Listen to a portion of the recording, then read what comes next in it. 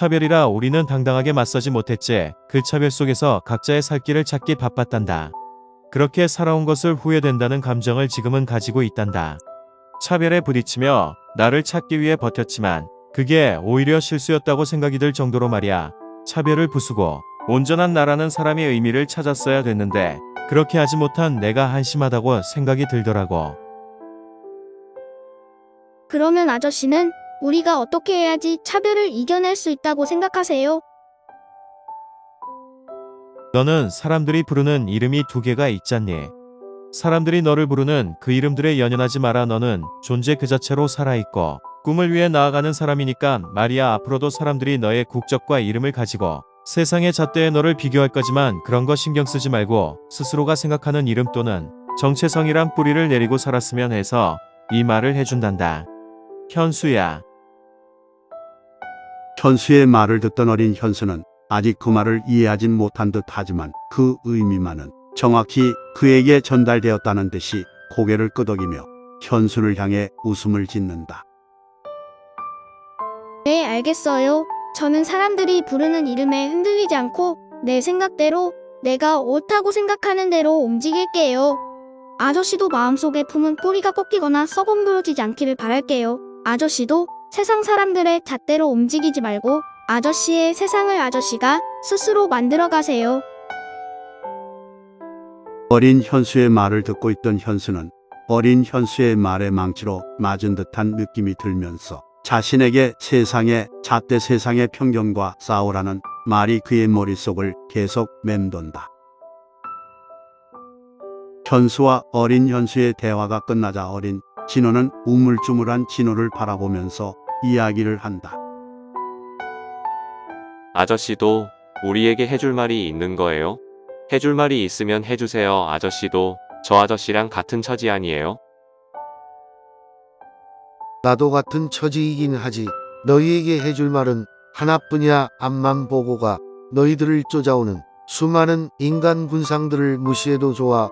수많은 유혹과 세상의 편견이 있을 거지만 그것들을 이겨내고 너희가 이루고 싶은 것들을 향해 전진해라. 그러면 어느 순간 너희들은 너희와 같은 처지거나 비슷한 이들에게는 희망이며 위로이자 미래가 되어 줄 수 있다고 생각하는데 너희는 어떻게 생각하니?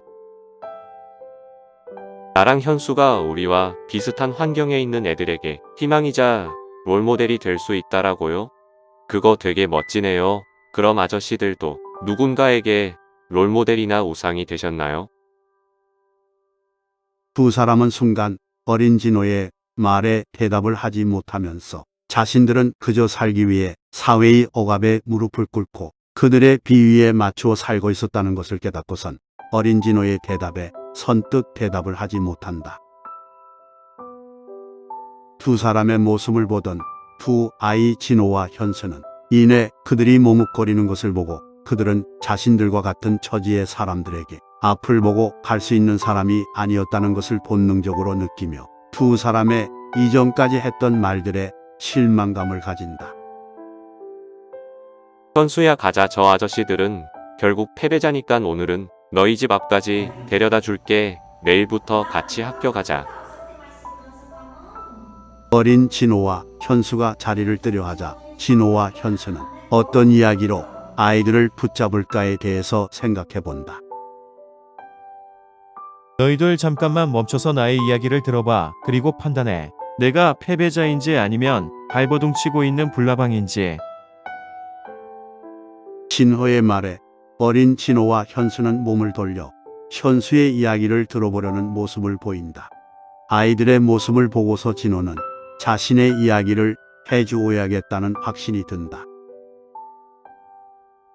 꼬맹이들아, 지금부터 해줄 이야기는 진짜 내가 겪고 있는 일이란다. 잘 들어보렴.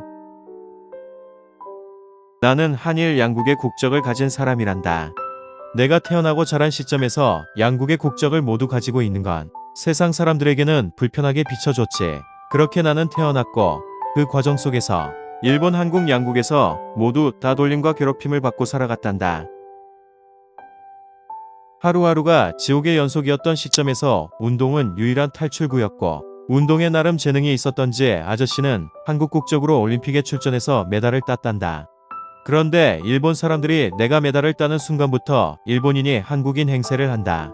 아저씨를 일본에 영웅 취급을 하기 시작하더라. 그때는 내가 이제 한국, 일본 모두에게 인정을 받는구나 생각했는데 아니었어. 이게 일본에서는 국민 영웅을 취급받았지만 실상은 한국 국적을 가지고 한국인으로서 받은 건데 말이야. 그렇게 사람들은 나의 출신을 가지고 문제를 삼았고 그들은 나의 사소한 행동들 하나까지 일본과 한국을 엮어서 나를 비난하고 매도했단다.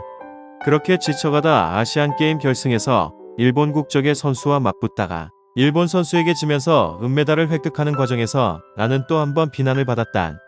그 뒤로 한국에서는 나를 배척하려는 움직임을 보이고 끝내 국대 선발전에서 아저씨를 부르지 않았지.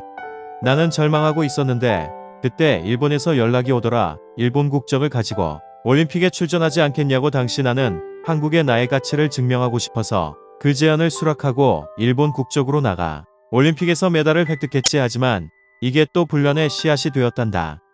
이제는 아저씨를 찾는 나라는 그 어느 곳에도 없단다. 이게 나의 가치를 증명한 거지 아니면 영원히 소외받고 배척받는 길로 갔는지 아저씨도 잘 모르겠단다.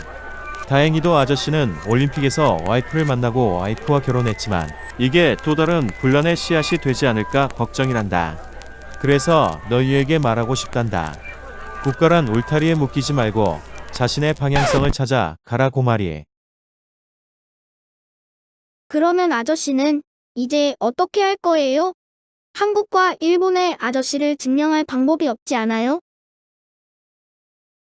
현수의 말을 듣고 있던 진호와 어린 진호와 현수는 이제 현수가 어떤 방식으로 자신을 증명하고 혼자 고립되어 있는 세상을 벗어날지에 대해 궁금해한다.